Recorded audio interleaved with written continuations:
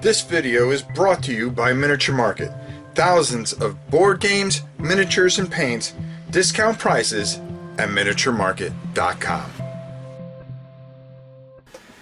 Hey everybody, it's your old pal Rob. Now, I have been a huge fan of Rock Manor games. Mike, Todd, everybody that's there does some of the best work that you'll ever see. And one of my favorite games, matter of fact, I have the deluxe edition of Set a Watch. Now, this game onto itself was just fantastic. And then, of course, they decided to trump everything and come up with Swords of the Coin, which was also another great one. Well, today we are going to be taking a look at their newest edition, and that is Forsaken Isles. So we are going to go down to the table and take a look, and then tomorrow we're going to even be talking about the latest big surprise here, which is Set a Watch Doom Run, which I'll explain how that works on top of that. So let's head down to the table, take a look, and then I'll talk more about this fantastic company and this fantastic game on the other side of this. So if you've played Set a Watch before, you know that this is one of the best games you will ever play. For those of you that haven't played, I'm going to give you the $2 tour. Okay, you are going to have a bunch of characters, at least 4, even if you play solo. And that's what makes this beautiful. You're sitting around a campfire and you're going to have a certain amount of fire. Your fire is going to be at a certain area. That is going to be determining how many of these creatures that you are going to be able to see. Now, depending on the card that you're going to run into, which is going to determine your how many that you're going to see and how much you lose. And I'm just going to get these for you. Okay, for instance, the Beast Lair. Okay, it's going to be minus 4 firewood. So if you start at 7, you would minus to 4. Okay, now on the first turn you don't minus that part, but you're going to be facing 9 enemies and you have to defeat them. You are going to be rolling dice, particularly depending on who you're going to play, and you're going to have 4 characters, and one is going to have to be by the campfire, and they're going to be able to do certain abilities on here, which I'm not going to explain because we're going to do a playthrough of this at some point, so I'll show it off. Now the Corsair, who is really already one of my favorite characters, she's going to roll 3 dice. Okay, these numbers are what she's going to use to attack certain things that are going to come down the pike here. So for instance, if we were dealing with the Beast Lair to begin with, and you're going to have to go through 9 of these areas. For instance, okay, there we go. We're going to just turn over. We can see we have 7 fire, so we'll be able to see 2, and then the rest would be behind that. Okay, what you're going to have to do is hit it with a 4. So this 6 would be perfect, but that's kind of a lot to determine. To give away, because your next one would be a 5. You can get help from the other adventurers that are with you, whether it be the fire sorceress, the merchant is the merchant, of course, the earth golem, the druid, and the halfling cavalier. Each one of these have a different dice value: d6, d12, d8s. Those are the dice that you are going to use, and you're going to pool your dice together and try to defeat these characters wave after wave. Once this is defeated, the next card would be up, and then you would have to adjust and fight from there. The neat thing about it is that the in-between part is where you're going to increase your fire by the person that's resting is going to use their dice. Maybe they've got the worst dice out of all of it. They are going to chop wood, which if you ever put it here, it'll give you 2, so you'll be able to advance it to, because you don't want it to go down to 0, which would be horrible. You can check, you can heal. You're going to have certain ability cards. Each character has a certain amount of cards, and this is your life. So as these go away, you will die.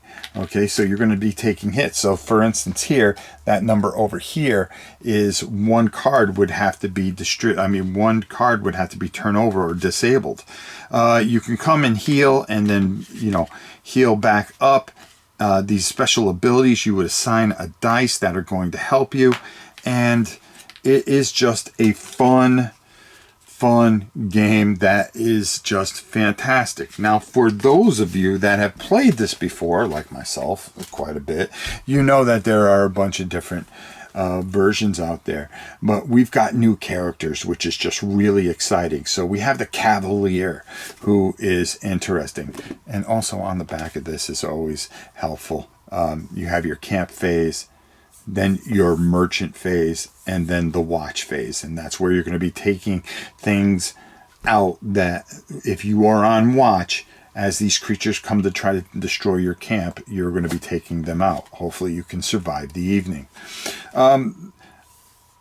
Really cool abilities here. The Druid kind of reminds me of the Beastmaster a little bit, because he can commune with nature a bit. He has a nature deck, which is going to be interesting, that you can fit into this, into your waves, and possibly take over certain certain creatures, and kind of take out some of the guys that we're having to deal with. The Golem is just filthy, and he comes with this Golem Rock Charge. Passive, spend a charge to increase an unspent die by 1. So you're going to be raising up this charge and trying to utilize certain things. This guy's just bad news, and God, I can't wait to play this guy. He has an ability, Rocky Barricade. Gain charges equal to the number of summon cards in this game. Reduce the number of creatures faced at this location by 1. That's a pretty cool ability. The Fire Sorceress is really interesting, because her powers are going to do certain things. They are going to, you're going to use very powerful spells, but unfortunately it's going to do things where it's going to reduce your campfire. Not cool. And the Corsair, who's kind of this gambling, living on the edge person that really I've really taken a shine to. Shuffle black powder cards into the creature's deck. It's almost like dynamite. That'll take things out. And then we have our merchant card, but we can also be the merchant himself.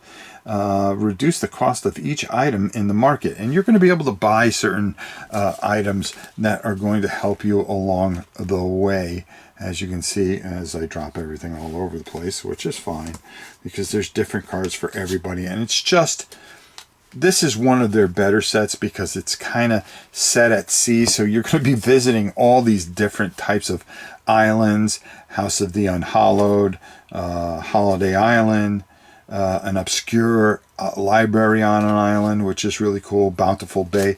So it's kind of has that sea feel, that you're going to go to each port and have to deal with things. And as always, just another fantastic, glorious game from our dear friends over at Rock Manor Games. They just knock it out of the park time after time after time. So let's go up top. I want to talk more about this, and you know how I feel about this really unbelievable set. There is an undeniable reason why this is one of my favorite companies, and why I love everything that they do. From Maximum Apocalypse to Set a Watch. Sometimes people come out with with sequels to games, and you go, okay, I've seen this before. Okay, I've seen this before. It's never that way with this company. From the original Set a Watch, which was an absolute masterpiece, to, Swords of the Coin, which added, a little bit of a twist to it and was really, really nice, to now we're taking it to, hey, Set a Watch, Forsaken Isles, okay, where it has a little bit of that pirate theme to it, and just kind of changes everything up. Some of the neat mechanisms and wanting to be the Corsair or the Golem. This speaks to how brilliant the minds are over at Rock Manor. When we talk about Todd, when we talk about Mike, the care, the passion, the love that they put into each and every game that they create, they are always making something special. And this is just, it just fires you up, and you want to go. Let's go, And I just love what they do. I highly suggest this. If you do not have this, go out and get it. You can jump in at anything, any game. I'm looking at all three of them here, and there is a small expansion out there which you're going to need, because the next time we get together, which I believe I'm putting this up on a Friday, so the next one I'm going to be talking about, there's a video in between Saturday, Sunday, but on Monday we're going to be talking about this, the Doom Run. And oh boy, let's just say, so we'll talk about that in the next video on Monday. You are going to see Forbidden Isle today, and then we're going to talk. I didn't want to mash them together because they're so different and they do different things, and this just takes everything to another level. And it's what I've said all along. This is a great company that does things right, and this is why we need more companies like this. Support them, go out, get these games, and I'll see you on Monday when we talk about this. Until next time, it's your old pal Rob. We'll see you soon.